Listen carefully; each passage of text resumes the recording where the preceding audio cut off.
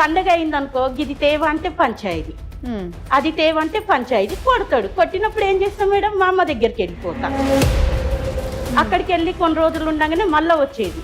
మళ్ళీ ఇదే కొట్టడం వెళ్ళిపోవడం, నాయన కొట్టడం నేను వెళ్ళిపోవడం, ఇదే జరిగేది. తర్వాతకి ప్రెగ్నెన్సీ అయినా ఇక మందు తాగి వచ్చి కొట్టడం చేయడం.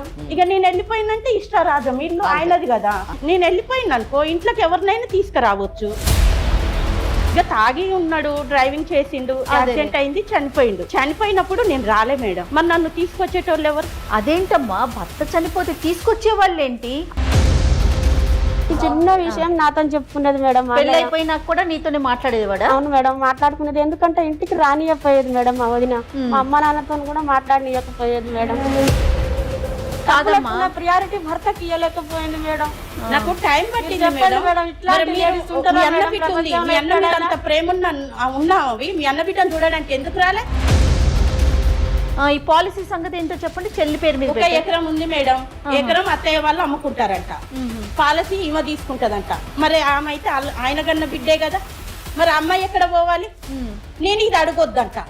ఇది అడిగితే నువ్వు డబ్బుల కోసమే వచ్చినావు అన్నతో పంచాయతీ. ప్రతిసారి ఫోన్లు చేసి విసిగిస్తుంటే ఎట్లుంటది మేడం? మేడం భార్య అది తెచ్చి పెట్టు అని అడిగితే చచ్చిపోతుందంటే ఎంతమంది మొగలు చచ్చిపోవాలి మేడం?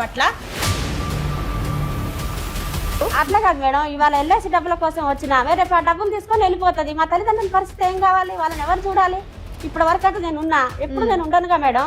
నాకు డబ్బులు ఇచ్చేస్తే ఆ నమ్మకం తన మీద లేకనే నా మీద చేసిండు కదా మేడం నామిని అని. నా మీద బాధ్యత ఉందే కదా. చేసిన బిడ్డ పేరు చేయాలి, లేకపోతే భార్య పేరు చేయాలి. అంత నా మీద నమ్మకం లేకపోతే తల్లి పేరు చేయాలి. లేదు, పట్టక ముందుకే వెళ్ళిపోతావు. అమ్మ, నీ వర్షన్ ఒకలాగా ఉంది, తన వర్షన్ అంటే రెండు భిన్న ధృవాల్లాగా ఉన్నాయి. నువ్వేమో అసలు ఏ అలవాటు లేవు, అసలుకి మా అన్నయ్య అంత మంచుడు ఈ ప్రపంచంలో లేడని నువ్వు చెప్తున్నావు. అంత దుర్మార్గుడు అలాంటి భర్త అసలు ఏ ఆడపిల్లకి రాకూడదు అన్నట్టుగా తను మాట్లాడతా. ఆమెకి ఆకాశానికి దిగ్గం లేదు మేడం, ఆమెకు అన్నీ హైఫై కావాలి. కాదు శ్రాంతి, నువ్వు ఆ పాపకి ఇస్తా అంటున్నావు, మీ వదిలేకి మాత్రం ఇవ్వవా? ఎందుకు ఇస్తాం మేడం ఆమెకు? బ్రతకాలి.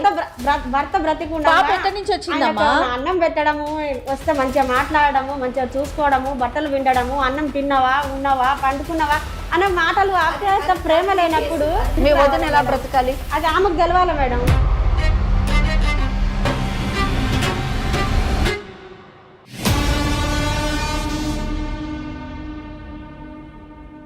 ఇండియాలోనే మొట్టమొదటిసారిగా కరక్కాయ ద్వారా ఆర్గానిక్ హ్యాండ్ బ్లాక్ ప్రింట్ లో అందిస్తున్న ఏకైక స్టోర్ మనవ్ కలంకారీ. మానవ్ కలంకారీ సమర్పించి లీగల్ అడ్వైస్ కార్యక్రమానికి స్వాగతం. మనతో పాటు అడ్వకేట్ వెంకటేశ్వరి గారు ఉన్నారు. నమస్తే అమ్మా. అమ్మ, వదిన మరదలు మన స్టూడియోకి వచ్చారు. ఇది ఒక చిన్న అంటే ఒక ఆస్తికి సంబంధించిన గొడవ. నేను అన్నీ కోల్పోయాను, నా ఆస్తి నాకు ఇవ్వండి, అదైనా కనీసం నాకు ఆసరాగా ఉంటుందని వదిన. ఉన్న మనుషుల్నే వదిలేసుకున్నావు నువ్వు, ఇప్పుడు ఆస్తి నీకెందుకు ఇవ్వాలి, ఇది నాకు వచ్చిందని చెప్పి మరదలు. అసలు వదిన మరదలకు ఆస్తి ఏంటని అనుమానం రావచ్చు. ఒకసారి వాళ్ళతోనే మాట్లాడేద్దామా? స్టూడియోలో ఉన్నారు. నమస్తే అమ్మా. నమస్తే. నమస్తే. మీ పేరు? నా పేరు భాగ్య. భాగ్య. మీరు మరదలా? మీరు వదిన? నేను వదిన. రైట్. భాగ్య గారు చెప్పండి, అసలు ఏంటి సమస్య ఏంటి? లీగల్ అడ్వైస్ కార్యక్రమం దాకా ఎందుకు వచ్చారు? మేడం నమస్తే అమ్మా. నా పేరు భాగ్య. నా మ్యారేజ్ అయ్యి 7 years అవుతుంది మేడం. నా భర్త పేరు వెంకటేశ్వర్లు. నేను మహబూబ్ నగర్ నుండి వచ్చా మేడం. మా అత్తయ్యకి ఒక కొడుకు, ఒక బిడ్డ. మా ఆయన జాబ్ చేస్తాడని నన్ను ఇచ్చినారు మేడం. ఇట్లా చిన్న జాబ్ చేసుకుంటా నెలకు 15,000 తెస్తాడు మేడం. అవి ఇంట్లో సరిపోవట్లేదు. సరిపోనప్పుడు చిన్న చిన్న గొడవలు అనేది అవుతుంటాయి. ఆయన వాళ్ళ అమ్మ మాటలిని చేసి నన్ను కొట్టడం చేయడం ఇట్లా చేస్తుండే. డబ్బు పోవటంతోనే చిన్న చిన్న ఇష్యూస్ వస్తున్నాయి. ఆయన నన్ను కొట్టడం చేయడం చేస్తుంటే నేనేం చేసినంటే ఇక్కడ ఉంటే కొడుతుండని మా పెండ్లైన 6 months మా ఆయనను తీసుకొని వేరే కాపురం పెట్టిన. 6 నెలలకి అక్కడైనా ఏమన్నా మారతాడేమోనని వేరే కాపురం పెట్టిన మేడం. వేరే కాపురానికి ఆయన ఇష్టపడ్డా? మీరు బలవంతంగా తీసుకెళ్ళారు? అంటే రమ్మన్నా సరే అన్నాడు, వెళ్ళిపోయినాం. ఓకే. వెళ్ళిపోయినాక ఏమైంది, తాగడం, గుట్కాలు తినడం, ఇక అమ్మాయిలతోని. అతను ఏం చేస్తుంటాడు? డ్రైవింగ్ చేస్తాడు మేడం. మీరేమన్నా ఉద్యోగం చేస్తున్నారు? నన్ను ఎక్కడికి వెళ్ళనివ్వడు, నేను ఇంట్లోనే ఉంటా. పండగ అయిందనుకో ఇది తేవ అంటే పంచాయతీ, అది తేవ అంటే పంచాయతీ. కొడతాడు. కొట్టినప్పుడు ఏం చేస్తాం మేడం, మా అమ్మ దగ్గరికి వెళ్ళిపోతా. అక్కడికి వెళ్ళి కొన్ని రోజులు ఉండగానే మళ్ళీ వచ్చేది. మళ్ళీ ఇదే కొట్టడం వెళ్ళిపోవడం, నాయన కొట్టడం నేను వెళ్ళిపోవడం, ఇదే జరిగేది. తర్వాతకి ప్రెగ్నెన్సీ అయినా ప్రెగ్నెన్సీ అయ్యి ఇంటికాడ ఉన్నప్పుడు ప్రెగ్నెన్సీ ఉన్న అమ్మాయికి ఏదో ఒకటి తినాలనిపిస్తది కదా, బయటికి వెళ్ళాలనిపిస్తది కదా, ఎక్కడికన్నా వెళ్దామంటే గొడవ చేసేది, ఏదన్నా తింటా అంటే గొడవ చేసేది, ఏమన్నా అంటే ఇంతే అనేది. ఇక నేను ఇక్కడ ఉండలేను అని మా అమ్మ వాళ్ళ ఇంటికి వెళ్ళిపోయినా, పూర్తిగా వెళ్ళిపోయి ఇక అక్కడనే ఉండిపోయినా పాప పుట్టింది. పాప పుట్టినాకనన్నా నన్ను చూడడానికి రాలే మేడం వీళ్ళు. మీ ఆయన వచ్చారా? రాలే మేడం. రాలేదంటే ఎవరు వెళ్ళలేదంటమ్మా. కనీసం మా అత్తయ్య, మా మామయ్య, మా ఆడపడుచు, మా ఆయన రాలేదు. అసలు అత్తవారింటి తరపు నుంచి ఎవరు రాలేదు. నాకు ఉన్నదా మేడం? ఏమండి మీ ఇద్దరు సపరేట్ గా ఉన్నారు కదా, సపరేట్గా ఉన్నప్పుడు మరి మంచిగానే ఉండొచ్చు కదా, మళ్ళీ ఎందుకు అంత ఆయన మీ మీద వ్యతిరేకత పెంచుకున్నాడు? ఇంకా వాళ్ళ అమ్మ కాంచి బయటికి వచ్చేసినామనో తెలియదు మేడం, కానీ నాతో గొడవ పెట్టుకుని అలవాటు పడ్డాడమ్మా. ఇప్పుడు అక్కడ ఉంటే అమ్మాయి ఎలాగానే మళ్ళీ అక్కడికి వెళ్ళినట్టున్నాడు. అది చెడు వ్యసనాలకి దురలవాట్లకి అలవాటు పడిపోయాడు. ఇక మందు తాగి వచ్చి కొట్టడం చేయడం. ఇక నేను వెళ్ళిపోయినంటే ఇష్టరాజం ఇల్లు ఆయనది కదా, అది నేను వెళ్ళిపోయిన అనుకో ఇంట్లోకి ఎవరినైనా తీసుకురావచ్చు. కాదు భాగ్య, అప్పుడు మీ ఇద్దరి మధ్య ఓన్లీ ఫైనాన్షియల్ ఇష్యూ ఒకటే సమస్య, అదే పెద్దగా అయిపోయింది. అదే చాలా పెద్దగా అయిపోయింది. మనం మాట్లాడొచ్చు ఈ విషయంలో, దానికేముంది.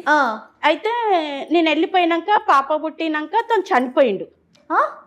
చనిపోయిండు మేడం. ఎట్లా? యాక్సిడెంట్ అయింది.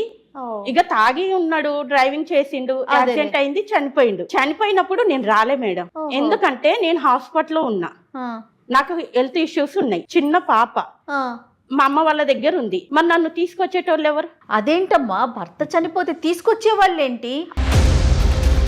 కాదమ్మా, భర్త చనిపోతే నువ్వు వెళ్ళకపోవటం ఏంటి? అంత పెద్ద కారణం ఏంటి? నేను హాస్పిటల్లో ఉన్నా మేడం, రాలేని సిచ్యువేషన్ లో ఉన్నా. భర్త చనిపోతే ఏడపిల్ల అయినా రాకుండా ఉంటారా మేడం? మేడం అంటే రాలేని సిచ్యువేషన్ అంటే హాస్పిటల్కి ఎందుకు వెళ్ళావు? ఆపరేషన్ చేయాలి అని అన్నారు మేడం. అంటే సరే అని నేను హాస్పిటల్ అడ్మిట్ అయ్యి ఉన్నా మేడం. భర్త చనిపోతే రాలేని స్త్రీలు ఉన్నారా మేడం? నువ్వు ఏమవుతావమ్మా? ఆవిడకి ఏమవుతావు? మా వదిన మేడం. ఆమె చెప్పు, ఎందుకు రాలేకపోయిందంట? మా వదిన చెప్పేది అంతా అబద్ధం మేడం, ఒక్కటైనా కరెక్ట్ లేదు మేడం. ఆపరేషన్ లేదు, ఏం లేదు మేడం. ఊరికే హాస్పిటల్కి వెళ్ళింది? అసలు హాస్పిటల్కి వెళ్ళలేదు? హాస్పిటల్కే వెళ్ళలేదు మేడం. మా అన్నయ్యకి నేనంటే చాలా ఇష్టం మేడం. మా అన్నయ్య ఉన్నదే మాకు ఆయన ఒక్కడే మేడం. నేను మా అన్నయ్య చిన్నప్పటి నుంచి కలిసిమెలిసి పెరిగినాం మేడం. మా అన్నయ్యకి పెళ్ళైన 5 years కు నాకు కూడా పెళ్ళైపోయింది మేడం. మీ భర్త ఏం చేస్తారు? Software madam. ఓకే, ప్రతి సాఫ్ట్వేర్ చిన్న విషయం నాతో చెప్పుకునేది మేడం. పెళ్ళైపోయినాక కూడా నీతోనే మాట్లాడేవాడా? అవును మేడం, మాట్లాడుకునేది. ఎందుకంటే ఇంటికి రానియకపోయేది మేడం మా వదిన. మా అమ్మ నాన్నతో కూడా మాట్లాడనియకపోయేది మేడం. అంత టార్చర్ పెట్టేది మేడం ప్రతి విషయంలో. మా అన్నయ్యకి వచ్చేది 15,000 రూపాయల జీతంతో. లేదు మేడం, మేడం మీరు ఆలోచించండి మేడం. తన అబద్ధం చెప్తుంది. ఉండాలని కోరుకుంటది మేడం ఎప్పుడైనా. 15,000తో పల్లెటూరులో అంటే అది ఐఫై అవుతుందా మేడం? అన్ని అబద్ధాలు మేడం, నిజం లేదు మేడం. అవన్నీ నిజాలు అయితే చనిపోయిన 1 year అవుతుందిగా మేడం. కనీసం మా అమ్మ నాన్నని చూస్తానికన్నా రావాలిగా మేడం. మేడం హాస్పిటల్ ఉన్నా మేడం, నాకు ప్రియారిటీ భర్తకి ఇవ్వలేకపోయింది మేడం. నాకు టైం పట్టింది మేడం. మీ అన్న మీద అంత ప్రేమ ఉన్నావి, మీ అన్న బిడ్డను చూడడానికి ఎందుకు రాలే? నువ్వన్నీ అబద్ధాలు కదా. ఎవరు ఉండరు. అట్లా కావాలంటే మేడం గారిని మన ఊరికి తీసుకెళ్దాం, వాళ్ళే చెప్తారు. నువ్వు ఇన్ని అబద్ధాలు మా ఊరికి రండి మేడం, వీళ్ళెన్నడన్నా వచ్చి చూసినారేమో చెప్తారు జనాలు. కాదమ్మా, ఇద్దరు వ్యాలిడ్ పాయింట్స్ చెప్తా ఉన్నారు చూడు. భర్త చనిపోతే ఈవిడ వెళ్ళలేదు, కనీసం పిల్లుంది, మళ్ళీ చూసే అవకాశం ఉండదు భర్తని అనే ఇళ్ళలా. పాపను కూడా తీసుకురాలే మేడం చూపిస్తానికి. అన్న చనిపోయాడు, అన్న కూతురు ఆ వదిన దగ్గరే ఉందని చెప్పి అటువైపు నుంచి ఎవరు వెళ్ళలా. అంటే రెండు ఒకేలాగా కనిపిస్తా ఉన్నాయి చూడండి. ఇవాళ డబ్బుల కోసం వచ్చింది మేడం.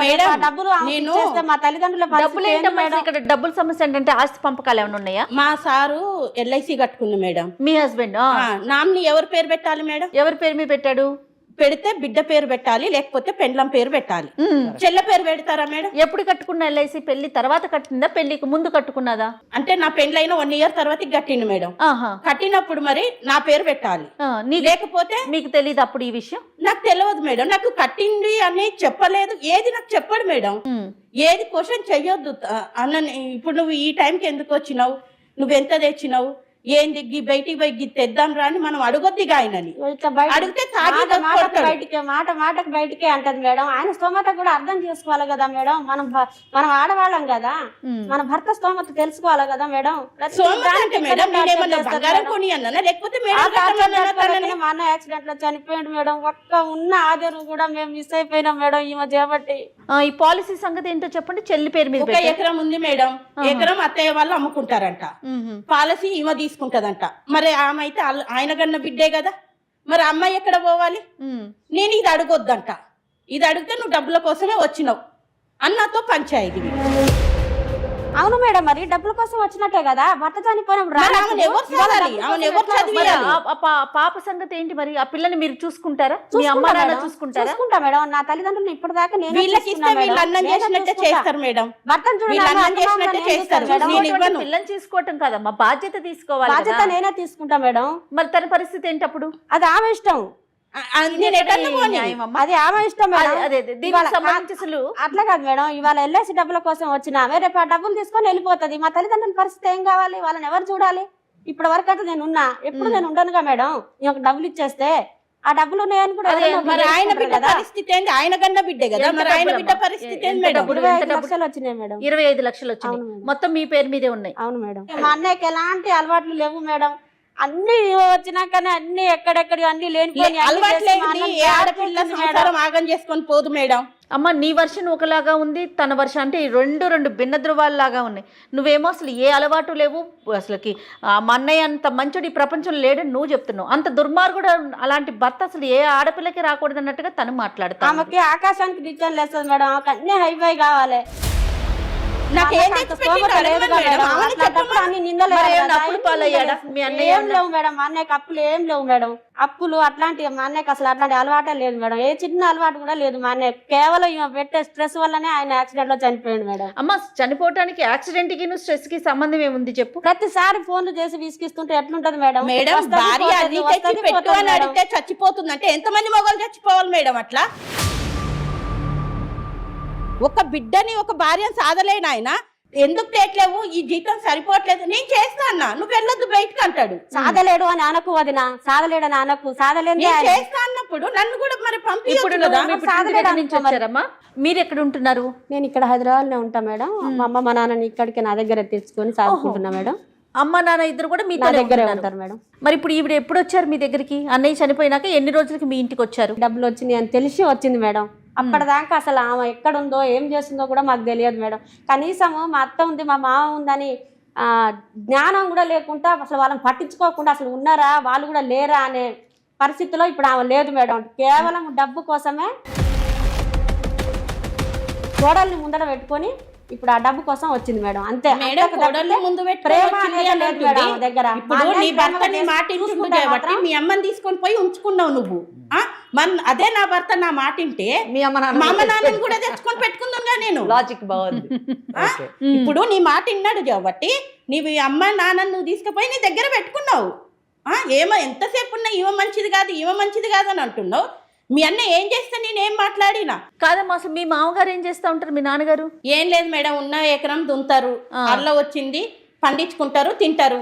ఇంకెట్లాగో కొడుకు బయటికి వెళ్ళి వచ్చిండు, కొడుకు తాగుతుండు, వాని పరిస్థితి ఎట్లుంటుందో నా ఎకరం కూడా అమ్ముకున్నారు మేడం. అమ్ముకున్నప్పుడు డబ్బులు ఇచ్చారా మీకు? ఇవ్వలేదు నాకు. ఓకే. అవి ఏమైనాయని నేను అడగొద్దు. డబ్బు ఏమైంది చెప్పరు, నేను అడగొద్దు.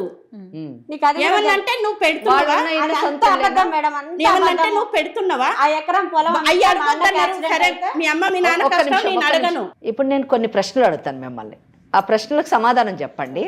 మొదట మిమ్మల్ని అడుగుతాను, పెళ్ళి ఎంతకాలం అయింది మీది? 7 years అయింది. 7 years అయింది. పెళ్ళి 6 నెలలకి మీరు ఇండిపెండెంట్ అంటే సపరేట్ గా వెళ్ళిపోయారు. సపరేట్ గా వెళ్ళిన తర్వాత మీరు ప్రెగ్నెంట్ అయ్యారు.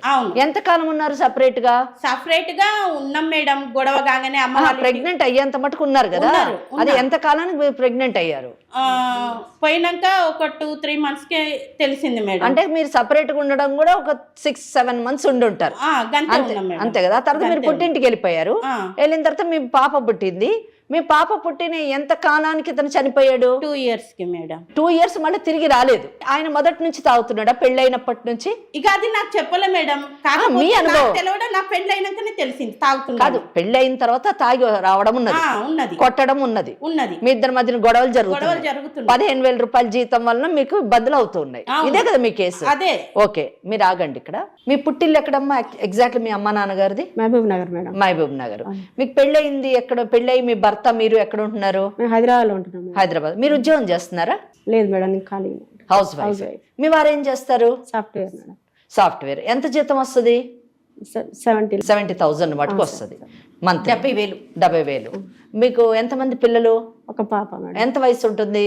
2 years ఉంటుంది మేడం. 2 years. సో మీరు ఇప్పుడు ప్రస్తుతము మీ తల్లిదండ్రులు మహబూబ్ నగర్ లో ఉన్నారా, మీ దగ్గర ఉన్నారా? ఇందాక మీరు మీ దగ్గర ఉన్నారని చెప్పారు జయ గారికి. మీ దగ్గర ఉంటున్నారు. మీ నాన్నగారు ఏం చేసేవారు? అగ్రికల్చరిస్ట్. అప్పుడు మేడం, ఇప్పుడు ఏం లేదు. ఇప్పుడు ఏం లేదు. 1 ఎకరం అమ్మిన డబ్బును ఏం చేశారు? మా అన్నయ్యకి యాక్సిడెంట్ అయితే అవుతుంది కదా మేడం, డబ్బులు ప్రైవేట్ హాస్పిటల్ జాయిన్ చేస్తే కాకుండా ఉంటాయి. అంటే యాక్సిడెంట్ ఎలా యాక్సిడెంట్ జరిగింది? ఎక్కడ జరిగింది యాక్సిడెంట్? డ్రైవింగ్ చేస్తుంటాను మేడం. డ్రైవర్ ఎక్కడ? ఏ ఊర్లోని? హైదరాబాద్ మేడం ఆయన చేసేది కూడా. అంటే యాక్సిడెంట్ అయిన ఇమీడియట్ గా చనిపోలేదు, ఆయన హాస్పిటల్ మేడం. ఎంతకాలం ఉన్నాడు? ఒక 1 week పెట్టిరు మేడం. ఎందుకు చనిపోయాడు? అంటే యాక్సిడెంట్ ఎందుకు జరిగింది అన్నది తెలుసా మీకు?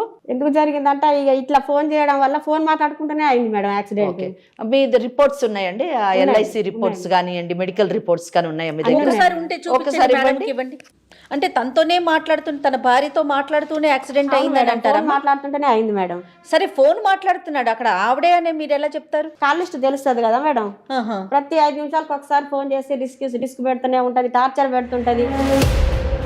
వచ్చేది లేదు, సచ్చేది లేదు, సంసారం చేసేది లేదు, ఏం లేదు. ప్రతిసారి ఇదే. ఇక ఇట్లా చేయడం వల్లనే మా అన్నయ్య చనిపోయాడు మేడం. ఉన్న ఒక్క ఆదరు దిక్కు కూడా మా అమ్మ మా నాన్నకు లేకుండా చేసింది మేడం. ఇప్పుడు డబ్బుల కోసం వచ్చి కొట్లాడుతుంటే భర్తకు ఫోన్ చేయడం కూడా తప్పేనా మేడం? తప్పు కాదంటలేదు మేడం, మంచి కోసం చేయాలి మేడం. భర్తకి మంచి కోసం చేయాలి, మంచి కోసం చేయాలి. నా భర్త నేను ఇట్లా టార్చర్ పెట్టాను కదా, టార్చర్ పెట్టాను కదా, నేను నీళ్ళకి అట్లా టార్చర్ పెట్టాను దాని కదా. నేను ఎందుకు తీసుకెళ్ళి సాధాలే తెచ్చి. ఒక్క నిమిషం శ్రవంతి, ఇప్పుడు ఆ డబ్బులోనే ఆమెకి అంటే మీ వదిన కూతురికి ఏమైనా ఇవ్వడానికి సిద్ధంగా ఉన్నావా నువ్వు? సిద్ధంగానే ఉన్నా మేడం. ఒక్క రూపాయితో సహా మా అన్న పిల్లలకి, మా అమ్మ మా నాన్నకి పెట్టుకుంటా మేడం. దానికి మీరు ఏ సొల్యూషన్ చెప్తారు దానికి నేను రెడీగా సిద్ధపడే. నాకు ఒక్క రూపాయి కూడా చదువుకైనా పెళ్లికైనా డబ్బులు కావాలిగా మేడం. తన ఆడ ఎట్లా ఏం చేస్తా పిల్లకి పెళ్లి ఆమెకే ఇస్తా కదా మేడం. ఇస్తా అంటుంది కానీ ఇప్పుడు ఇయ్యదంట. ఆమెకి పెళ్లి చేసే టైం వస్తది కదా, అప్పుడు ఇస్తదంట. ఎవరికో పెళ్లి ఇప్పుడు ఎవరో వస్తారు చేసుకుంటానని, ఆయనకి ఇస్తా అన్నప్పుడు మరి ఈమెను ఎట్లా చదివియాలి? నేను ఎవరో కాదు కాదు శ్రవంతి, నువ్వు ఆ పాపకి ఇస్తా అంటున్నావు, మీ వదిలేకి మాత్రం ఇవ్వవా? ఎందుకు ఇస్తాం మేడం ఆమెకు? బ్రతకాలి, భర్త బ్రతికుండా అన్నం పెట్టడము, వస్తే మంచిగా మాట్లాడము, మంచిగా చూసుకోవడము, బట్టలు విండడము, అన్నం తిన్నావా, ఉన్నావా, పండుకున్నావా అనే మాటలు. అది మీ కేసు అంతేగా మేడం. ఓకే, అట్లా ఆమె ఎలా బ్రతకాలి? మీ వదిన ఎలా బ్రతకాలి? అది ఆమెకు తెలవాలి మేడం. అన్న వదిన కలిస్తేనే కదా నీకు పాప వచ్చింది. అవును మేడం, ఆమెకు ఆ సోయి ఉంటేనే కదా మేడం. ఆ సోయి ఉంటే ఇట్లా ఉంటుంది మేడం. వదిలేసినట్టు నేను బిడ్డని. భర్త చనిపోతే భార్య ఏ సిచ్యువేషన్ లో ఉన్నా వస్తుంది మేడం. మనం ఏ సమాజంలో బతుకుతున్నాం మేడం? నేను లేవలేని పరిస్థితిలో ఉన్నా మేడం. ఎంత లేవలేకుండా 10 మందిని బతలాడుకున్నా భర్త ఉండదా మేడం? మీకంటే ఎక్కువ నష్టం నాకే. భాగ్యం, మీ ఆడపడుచు నీకు డబ్బులు ఇవ్వను, మా అన్న కూతురికి ఆమె పెళ్లి టైంలో ఇస్తాను అంటుంది. మీరు మా దగ్గరికి ఎందుకు వచ్చారు? పెళ్లి టైం డబ్బులు ఇస్తే ఇప్పుడు ఎవరో చేసుకోవడానికి వస్తారు, ఆయనకి ఇస్తా అంటారు. ఓకే, మీరు ఇప్పుడు మా దగ్గరికి ఎందుకు వచ్చారు? ఏం పెట్టి చదివియాలి? నేనే చదివిస్తా. సో మీకు మొత్తం అమౌంట్ కావాలి పెట్టుకుంటా మేడం. ఇచ్చేయమంటున్నారా? ఆ పిల్లని మీరు ఇచ్చేసేయమంటున్నారా? ఇచ్చేసినా నాకు ఇచ్చేసినా నేను చదువుకొని ఆమెకు చదువు కాంచాలి, పెళ్లి చూసుకుంటా మేడం. కాదమ్మా, ఇప్పుడు మీరు పెళ్ళప్పుడే డబ్బులు ఇస్తానంటున్నారు, అంతేనా? అంతే మేడం. ఇప్పుడు వదిలేమంటున్నారు, మరి నేను ఆ పిల్లని ఎలా పోషించాలి, ఎలా చదివించాలి? చిన్న పిల్ల పెంచి పెద్ద చేసి పెళ్లి తర్వాత కదా 3వ రోజు ముచ్చటది. డబ్బుల కోసమే మా అన్నని అంత టార్చర్ చేసి చంపిన ఆమెకి ఇవాళ 25 లక్షలు ఆమె చేతికి నేను ఇచ్చేస్తే రేపు నా కోడల పరిస్థితి ఏంది మేడం?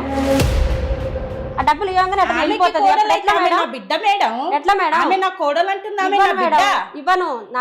నా అన్న బిడ్డకు నేను ఇట్లా అన్యాయం ద్రోహం చేయనియను మేడం, డబ్బులు ఇవ్వగానే అట్లా వెళ్ళిపోతుంది. తర్వాత ఆమె పరిస్థితి ఏంటి? నా మా తల్లిదండ్రుల బిడ్డను పరిస్థితి ఏంటి నేను మేడం? ఎందుకు పోతా మేడం? మా అమ్మ మా నాన్నని ఎవరు చూడాలి? సో అప్పుడు మీ అమ్మా నాన్నని చూసుకోవాలి, మీ మేనకోడలు పెళ్ళప్పుడు చూసుకోవాలి మాత్రమే కదా. డబ్బులు ఇస్తానంటారు. అంతే మేడం. మీరేమంటారు? లేదు మేడం, నా భర్తకు వచ్చినాయి నా పిల్లకి ఇవ్వాలి. ఇవ్వను. నీ భర్త అని నువ్వు ఆయన మరి చూసుకోవాలి. మీ అత్త మామని మీరు చూసుకుంటారా? ఉంటే చూసుకుంటాం మేడం. అన్నా అబద్ధం మేడం. ఈమె చూడదు. వాళ్ళు ఉండరు ఈమె మేడం. చూడదు మేడం. ఈమె మంచిగా చూస్తే ఎందుకు ఉండరు మేడం? కొడుకు ఈమె మంచిగా చూస్తే ఉండాలి. ఎందుకు ఉండరు? ఇప్పుడే ఆడుంటారు మేడం వాళ్ళు. ఏంటమ్మా ఈ సమస్యకి పరిష్కారం ఏంటి? ఈ అసలు ఏం మాట్లాడాలి? ఈ సమస్య నిజానికి చాలా క్రిటికల్. సో ఇక్కడ ఇది ప్యూర్లీ ఒక విధంగా చెప్పాలంటే కుటుంబ సమస్యే, అంతే. కానీ ఆర్థిక పరంగా ముడిపడి ఉన్నటువంటి సమస్య. ఇక్కడ వదిన మన ముందు ప్రజెంట్ చేసినటువంటి కేసు నేను అబ్సల్యూట్లీ కరెక్ట్ అని నేను అనుకుంటున్నాను. ఎందుకు కరెక్ట్ అంటే ఆమె అనేక కష్టాలు అయితే పడ్డది. ఇక్కడ జీతం కేవలం 15,000 రూపాయలు. ఆ 15,000 రూపాయల్లోని ఇటు కుటుంబాన్ని నడిపించాలి. చిన్న చిన్న కోరికలు ఉంటాయి. మిడిల్ క్లాస్, లోయర్ మిడిల్ క్లాస్కి ఎన్ని కోరికలు ఉన్నా ఆ కోరికల్ని సప్రెస్ చేసుకొని వాటిని అణిచివేసి కుటుంబం నడిపిస్తే చాలు, మన కుటుంబం గౌరవంగా ముందుకు వెళితే చాలు, మన రోజువారీ అవసరాలు తీరితే చాలు అని జీవితానికి అడ్జస్ట్ అయ్యి బ్రతుకుతున్నటువంటి వాళ్ళు మన సమాజంలో 190% ఉంటారు. ఆ 90%లోని మనకి అమ్మాయి భాగ్య ఒకటి అని చెప్పచ్చు.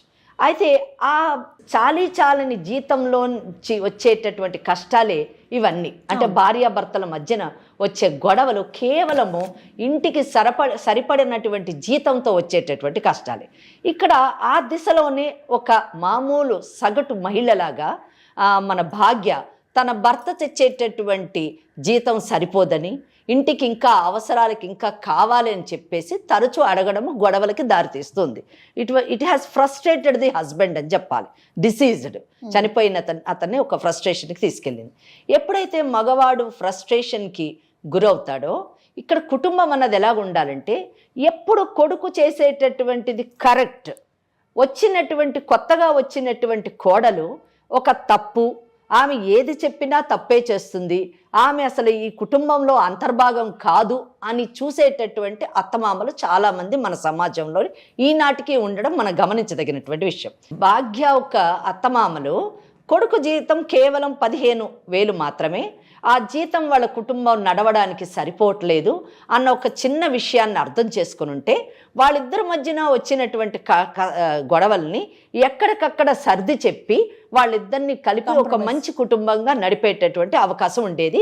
నిజం చెప్పాలంటే వాళ్ళు అలా చేస్తుంటే వాళ్ళ కొడుకుని కోల్పోయేవారు కాదు. ఇది అక్కడ పెద్ద లాస్.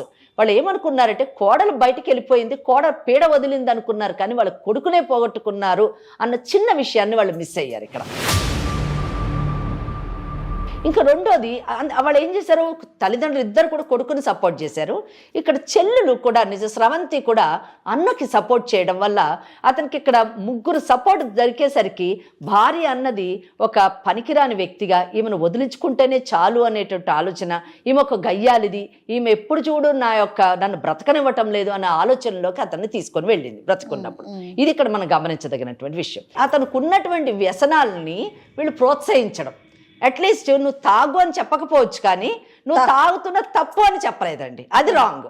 నువ్వు తాగు అని ఏ తల్లిదండ్రులు ప్రోత్సహించారు, నేను ఒప్పుకుంటాను, కానీ తాగొద్దురా అని చెప్పేసి బెదిరించేటటువంటి తల్లిదండ్రులు చాలా తక్కువ మంది ఉంటారు. ఇక్కడ చెల్లెలు కూడా నీ వల్లనే మా అన్నయ్య వ్యసనాలకు లోనయ్యాడు అని అంటుంది, కానీ ఆ మనసుకు తెలుసు పెళ్లి కాకముందు కూడా వాళ్ళ అన్నయ్య తాగుతూ ఉండేవాడు అని చెప్పేసి. సో ఇక్కడ ఏంటంటే ఇక్కడ ఆడపడుచు అనేటటువంటి ఆమె అన్న బాగుండాలి, వదిన బాగుండాలి, వదిన కూతురు బాగుండాలి అనే ఆలోచనలో ఉంటే బాగుండేది. కానీ అన్ననే కరెక్ట్, వాళ్ళు బాగుండకూడదు అన్నది ఆమె ఉద్దేశం కాకపోయి ఉండొచ్చు, కానీ మా అన్ననే కరెక్ట్, మా వదిననే తప్పు, ఆమె గయ్యాలిది, ఆమె వల్లనే మా అన్న మా అన్న వ్యసనాలకు లోనయ్యాడు, మాకు దూరం అయ్యాడు అనే ఆలోచనలోని ఆడపడుచుండడం ఇక్కడ చాలా దురదృష్టకరమైనటువంటి విషయం. అంటే ఇక్కడ ఈ కేసు మనం ఒక్క కేసులాని తీసుకోకూడదు. సమాజంలో ఇలాంటి సమస్యలతో ఉన్నటువంటి ప్రతి ఒక్కరూ ఆలోచించాల్సింది ఏంటంటే వదిన బాగుంటేనే అన్న బాగుంటాడు, వాళ్ళిద్దరు బాగుంటేనే వాళ్ళకు పుట్టినటువంటి పిల్లలు బాగుంటారు, అందరు కలిసి ఉంటేనే కుటుంబం బాగుంటుంది. అప్పుడు ఆ కుటుంబం ఆరోగ్యకరమైనటువంటి కుటుంబం, అంటే మానసికంగా ఆరోగ్యకరమైనటువంటి కుటుంబం తప్పకుండా తల్లిదండ్రులకి అండగా ఉంటారు, అత్తమామలకి అండగా ఉంటారు. ఈరోజు మన ముందు కూర్చున్నటువంటి వదిన అనేటటువంటి పాత్ర మా అత్తమామలు ఎప్పుడు కొడుకుకి చెప్పి కొట్టించేవారండి, తిట్టించేవారండి. వాళ్ళు ఏ రోజు కూడా మమ్మల్ని శాంతిగా ఉండనీయలేదు అనేటటువంటి ఒక ప్రగాఢమైనటువంటి ఆమె బాధ ఎంతటి స్థితికి తీసుకెళ్ళిందంటే ఆఖరికి భర్త చనిపోతే ఆ తల్లిదండ్రుని పరామర్శించడానికి కూడా ఆమె వెళ్ళలేదు. ఆమె మనసు విరిగిపోయింది, ఆమె మనసు అక్కడ విరిగిపోయింది.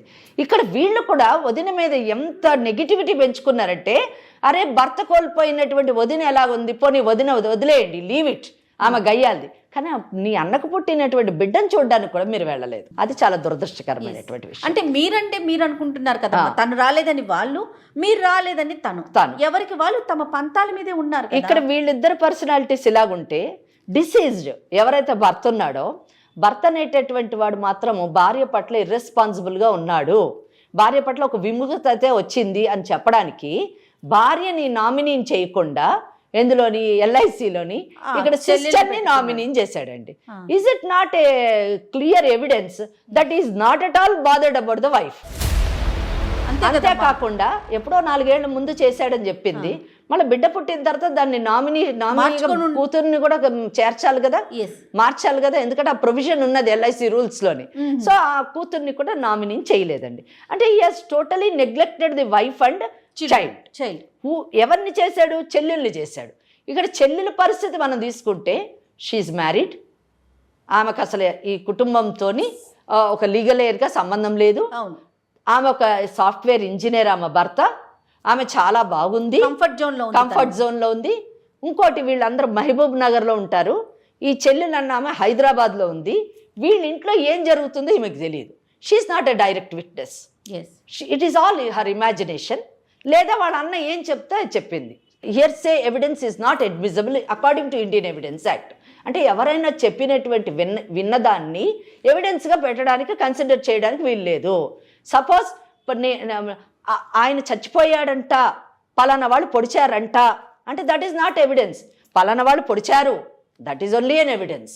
ఇక్కడ అన్న ఏం చెప్తున్నాడో అదే ఆమెకి తారక మంత్రమైంది, కానీ ఆమె చూసింది లేదు. సో ఇక్కడ చాలా దురదృష్టకరమైనటువంటి కుటుంబ పరిస్థితులు ఈరోజు ఒక అన్నని కోల్పోయేటట్టు, ఒక భర్తను కోల్పోయేటట్టు, ఒక కొడుకుని కోల్పోయేటట్టు, ఒక తండ్రిని కోల్పోయేటట్టు చేసింది. ఇవన్నీ పోతే, ఈ బంధాలన్నీ పోగా మిగిలింది ఒక డబ్బు విషయమే. పాలసీ ఎవరికి రావాలి? 25 lakhs పాలసీ, ఈ 25 లక్షలు ఎవరికి చెందాలి అంటే చెల్లెలు అంటది నా పేరు మీద ఉంది కాబట్టి నాకే రావాలి, నేనే తీసుకుంటాను, నేను తీసుకొని నా మేనగోడలు పెద్దగా అయిన తర్వాత ఆమె పెళ్లికి ఉపయోగిస్తాను, ఎట్టి పరిస్థితుల్లో వదిలికి ఇవ్వను. సో వదిన ఎవరు? భార్య కదా. షీ కీప్, ఆమె ఏమన్నా ఉంచుకున్నామనా? కాదు కదా. ఆమెకేం రైట్ లేదా?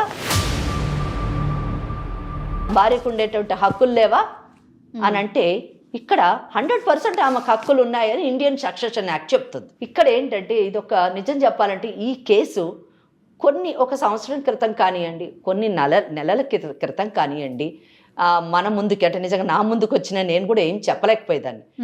అంత క్రిటికల్ కేసు ఎవరికి చెందాలి?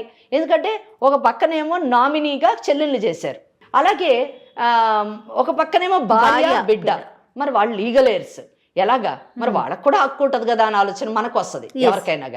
కానీ చట్టం ఏం చెప్తుంది? చట్టంలో కూడా ఇది ఒక పెద్ద క్వశ్చన్ మార్క్ అండి. మొన్నటి మటుకు కూడా, ఎప్పుడు మటుకు శక్తి వజ్దానే అనే కేసు రీసెంట్ గా సుప్రీం కోర్టు డిసైడ్ చేసింది. మీ ఇద్దరికి చెప్తున్నాను, శక్తి వజ్దానే అనేటువంటి కేసు ఈ మధ్య కాలంలోనే సుప్రీం కోర్టు డిసైడ్ చేసిందండి. మొన్నటి మటుకు కూడా నామినీకి పాలసీ వెళ్తుందా లేకపోతే లీగల్ ఎయిర్స్కి పాలసీ వెళ్తుందా అనేటటువంటి ఒక కన్ఫ్యూజన్ ఇటు ట్రయల్ కోర్ట్స్ కానివ్వండి, పాలసీ ఎల్ఐసి లాంటి సంస్థలకు కానివ్వండి, మనలాంటి పార్టీస్కి కానివ్వండి ఉండేది. ఇక్కడ మనకి పాలసీలో ఏముంటుందండి? ఒక పాలసీ హోల్డర్, మనకు ఎవరైతే పాలసీ తీసుకుంటారో వాళ్ళు, ఎవరైతే బెనిఫిషరీస్ అంటే దాన్ని ఎవరైతే అనుభవించేటటువంటి హక్కు ఉంటుందో వాళ్ళు, అలాగే నామినీ ఒకళ్ళు, అలాగే లీగల్ ఎయిర్స్ ఒకటి. ఈ 4 విషయాలు మనము డిస్కస్ చేయాల్సినటువంటి విషయాలు. ఇక్కడ పాలసీ హోల్డరు డిసీజ్డ్ అంటే చనిపోయినటువంటి ఈ అమ్మాయి ఎవరు? భాగ్యవ భర్త. నామినీ ఎవరు అంటే ఈ ఆడపడుచు స్రవంతి అనేటటువంటి ఆడపడుచు. సో ఇక్కడ ఎవరికి చెందాలి అన్నది ఇప్పుడు ట్విస్ట్. అది మనము నిజం చెప్పాలంటే మీరు కానివ్వండి, నేను కానివ్వండి, ఒక సెంటిమెంట్తోనో ఒక కంపాషన్తోనో మనము ఈమెకే చెందాలి లేదా ఆమెకి ఆడపడుచుకే చెందాలి లేదా సగభాగం చేసుకోండి అని డిసైడ్ చేయడానికి లేదు. సుప్రీంకోర్టు చాలా క్లియర్లీ చెప్పాను కదా, శక్తి వజ్దానే కేసులో ఏమని చెప్పిందంటే ఎవరినైతే నామినీ చేస్తారో నామినీ ఎవరినన్నా చేయొచ్చు. అంటే నిజం చెప్పాలంటే ఎల్ఐసి రూల్స్ ప్రకారము నామినీని ఎవరినన్నా చేయొచ్చండి. నన్ను చేయొచ్చు, మిమ్మల్ని చేయొచ్చు, ఇంకో ఎల్లైనా చేయొచ్చు, పుల్లైనా చేయొచ్చు, స్రవంతిని చేయొచ్చు, ఈ అమ్మాయి భాగ్యాన్ని చేయొచ్చు. కానీ మోస్ట్ ప్రాబబ్లీ చాలా మటుకు ఎక్కువగా భార్యని, బిడ్డల్ని, తల్లిదండ్రుల్ని చేస్తూ ఉంటారు. కానీ ఎల్ఐసి రూల్స్ ప్రకారం ఫ్రెండ్ని కానివ్వండి, ఇంకెవరినైనా కూడా కార్పొరేట్ కంపెనీస్ వచ్చిన తర్వాత ఎంతో మందిని నామినీస్ని చేస్తూ ఉంటారు, వాళ్ళ కంపెనీలో ఉన్నటువంటి డైరెక్టర్స్ని వాళ్ళని. So it doesn't mean that ఎవరినైతే నామినీ చేశారో ఆ నామినీలు బెనిఫిషియరీస్ అయిపోవడానికి వీలు లేదు. కంపెనీస్ బిజినెస్ వరల్డ్లోని బిజినెస్ని ప్రొటెక్ట్ చేయడానికి నామినీ అనేటటువంటి పాత్ర వచ్చింది, కానీ nominee is not a beneficiary unless and until nominee and legal heir are both are one and same. Suppose ఒక పెద్ద రిచ్ మ్యాన్ ఉన్నాడు, ఆ రిచ్ మ్యాన్కి ఏ కొడుకున్నాడు, ఆయననే నామినీ, ఆయననే లీగల్ ఎయిర్, దెన్ ఆయనే బెనిఫిషియరీ అవుతాడు. కానీ ఆ రిచ్ మ్యాన్కి నేను డాటర్, మీరు నామినీ, ఆయనకు రిచ్ మ్యాన్కి ఏమన్నా అయితే as a legal heir I'm a beneficiary, you are not a nominee, only for the company sake you are made as a nominee. So దాన్ని ఇక్కడ ఈ కేసులోని, ఎందుకంటే nominee is only a trustee, nominee అన్న పాత్ర ఒక ట్రస్టీ మాత్రమే. So ఇక నామినీకి లీగల్ ఎయిర్కి తేడా ఉంది. నామినీ కేవలం trustee, legal air is the beneficiary. Nominee only ఒక స్టేటస్ని కలిగి ఉంటుంది, కానీ లీగల్ ఎయిర్ అన్నది ఎవరైతే పాలసీ హోల్డర్ ఉంటారో దాన్ని క్లెయిమెంట్, ఆయన క్లెయిమెంట్ అవుతాడు అనమాట, ఆయన అనుభవించగలుగుతాడు లీగల్ ఎయిర్. ఎందుకంటే ఒకవేళ నామినీ కానీ అనుభవిస్తే సక్సెషన్ యాక్ట్ని డామినేట్ చేసినట్టు అవుతుంది. మరి సక్సెషన్ యాక్ట్లోని భార్య పిల్లలు మరి భర్త యొక్క నెక్స్ట్ స్టెప్లోకి వచ్చినప్పుడు, భర్త అడుగులోకి వచ్చినప్పుడు వాళ్ళ రైట్ని నామినీ తీసుకుంటే వీళ్ళేం కావాలి, సక్సెషన్ యాక్ట్ దెబ్బతింటది. కనుక nominee is only a trustee, you can just withdraw the amount and that amount has to be transferred to the legal heirs and they have to enjoy the property. So వీళ్ళు ఏం చేయాలి, succession OP వేసుకొని we are the successors అని చెప్పేసి ఎవరికైతే legal air certificate వస్తుందో వీళ్ళకి ఏమిస్తారంటే check ఇస్తారు, డిసీజ్డ్ బ్యాంక్ అకౌంట్ చెక్ ఇస్తారు, నువ్వు నామినీ కదా ప్లీజ్ టేక్ ఇట్ అంటారు. ఇచ్చారమ్మా మీకు? ఇచ్చారు. వీళ్ళు ఏం చేస్తారు, వీళ్ళ అకౌంట్లో వేసుకోగలరా? వేసుకోలేరు. ఒకవేళ వేసుకున్నా కానీ ఎవరు లీగల్ ఎయిరో వాళ్ళకే ఆ అమౌంట్ ట్రాన్స్ఫర్ అవుతుంది. మరి ఆ లీగల్ ఎయిర్ ఎవరు అని వాళ్ళకేం తెలియాలి, బ్యాంక్ వాళ్ళకి నేను లీగల్ ఎయిర్ అని 100 మంది వస్తారు. సో లీగల్ ఎయిర్ సర్టిఫికేట్ ఎవరు తెచ్చుకుంటారో, సక్సెషన్ సర్టిఫికేట్ ఎవరు తెచ్చుకుంటారో వాళ్ళకి అది ప్రెజెంట్ చేసినప్పుడు బ్యాంక్ ఆ అమౌంట్ రిలీజ్ చేస్తుంది. So her role is only postman's role. అక్కడ ఎల్ఐసి నుంచి అలా చెక్కు తీసుకుంటుంది, అలా తెలిసి ఆ బ్యాంకులో వేస్తుంది, ఆ బ్యాంక్ అలా వాళ్ళకి రిలీజ్ చేస్తుంది when they get the succession certificate. So ఈ మెథడ్ని, అంటే ఈ కన్ఫ్యూజన్ని ఎంత క్లారిటీ ఇచ్చింది సుప్రీంకోర్టు. మొన్నటి మటుకు ఎవ్రీబడి హ్యాడ్ ఏ ట్రబుల్, అందరూ ఎల్ఐసి వాళ్ళు కూడా ఏంటిది, ఎందుకంటే 2015లోని some amendments have taken place, policy rules అని పాలసీ లాస్ని కొన్ని చేశారు. ఇప్పుడు ఈ మధ్య కాలంలోని సుప్రీంకోర్టు ఇచ్చినటువంటి జడ్జిమెంట్ వలన టోటల్ క్లారిటీ వచ్చేసింది. అయితే ఇక్కడ ఈ కేసులో ఇంకొంచెం కన్ఫ్యూజన్ ఉంది. ఏంటంటే ఈ కేసులో ఒకటి క్లారిటీ ఏంటంటే ఆడపడుచు Sravanthi undoubtedly she was made a nominee by her deceased husband, దాంట్లో అనుమానం లేదు. కానీ ఆ నామినీ, ఆ పాలసీలో వచ్చేటటువంటి బెనిఫిషియరీ మాత్రము భార్య పిల్లలు ఫస్ట్ వస్తారు. సో వాళ్ళిద్దరికే ఆ అమౌంట్ వెళ్తుంది.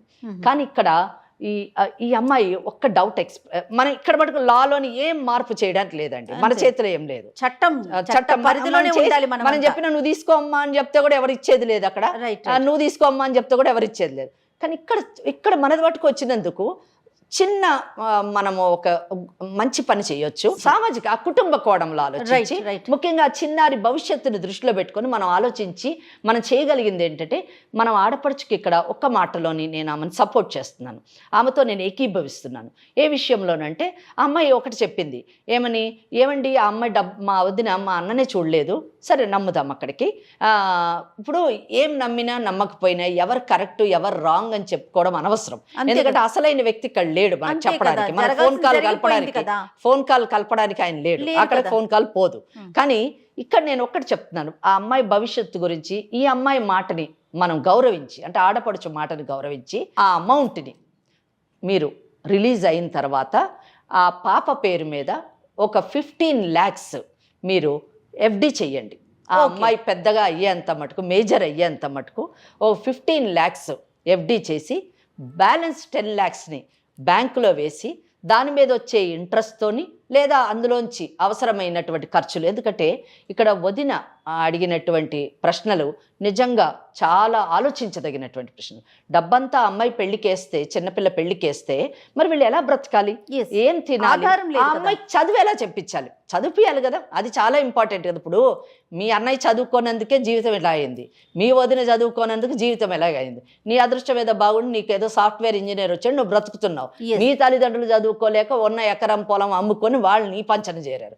ఇటువంటి పరిస్థితుల్లోని చదువు ఎంత ఇంపార్టెంట్ ఆర్థికంగా నిలదొక్కుకోవడానికి అన్న విషయాన్ని మనం గుర్తించి, ఆ పాప చదువుకోవడానికి డబ్బులు అవసరం కాబట్టి ఆ అమ్మాయికి FD చేసి ఈ 10 లక్షలతోని వీళ్ళు బ్రతకడము, అలాగే దాని మీద వచ్చే ఇంట్రెస్ట్తోని వాళ్ళ జీవనోపాధి, ఆ అమ్మాయి కూడా ఏదో పని చేసుకుంటూ బ్రతుకుతూ ఆ అమ్మాయిని మీరు కూడా వీలైతే ఆర్థికంగా సహకరించి ఆ అమ్మాయిని చదివించారు. ఈ అమ్మాయి వయసు 35 ఏళ్ళు. గబక్కని ఈ అమ్మాయి వేరే ఎవరినన్నా పెళ్లి చేసుకుని వెళ్ళిపోయింది అనుకోండి, ఆ అమ్మాయి భవిష్యత్తు ఏమవుతుంది?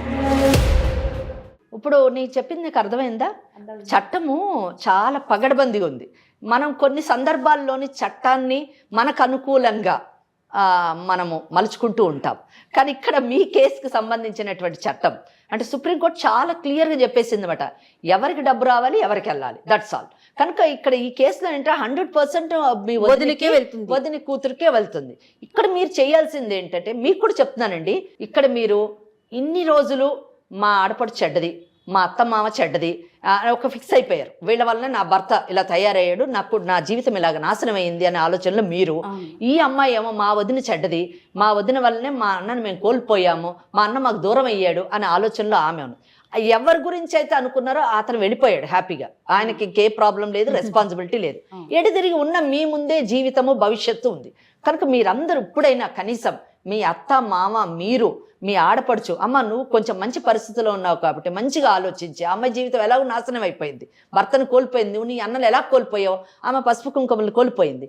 కనుక నువ్వు కొంచెం దయతోని, ఒక ఆడపిల్లలాగా సహృదయతతోని, కొంచెం ఒక చిన్న పిల్ల ఉంది, ఇంకొక ఆడపిల్ల ఉంది, కనుక నువ్వు కూర్చొని, మీరందరూ కూర్చొని ఆలోచించి చక్కగా ఎలాగా ఆ బిడ్డను చదివిద్దాము, ఆ అమ్మాయికి ఎటువంటి భవిష్యత్తు ఇద్దాము అని ఒక ఆలోచన చెయ్యండి. ఆలోచన చేసి ఈ అమౌంట్ నేనేం చెప్పినట్టుగా, ఓకే మీకు ఫిగర్స్ నచ్చకపోతే ఫిగర్స్ మార్చుకొని మీరు FDs చేసి, మీరు వీలైనంత మీరు కూడా ఆర్థికంగా ఆ బిడ్డ చదువుకోవడానికి సహకరించండి. ఒకటి అందరూ కలిసి ఆ ముసలి తల్లిదండ్రులకి మీ వంతు ఏమన్నా చేయగలుగుతూ మీరు చెయ్యండి.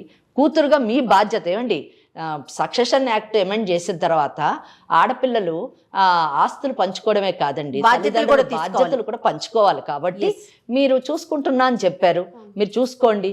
ఏదో దేవుడి దయ వల్ల ఆమెకు కూడా ఏ ఉద్యోగం అన్నా వచ్చి ఏదన్నా 4 డబ్బులు సంపాదించుకోగలిగితే మన బిడ్డతో పాటు మీ అమ్మ నాన్న కూడా తన బిడ్డలు అనుకొని ఒక ముద్ద పెడుతుంది, దాంట్లో ఏం ప్రాబ్లం లేదని అనుకుంటున్నాను.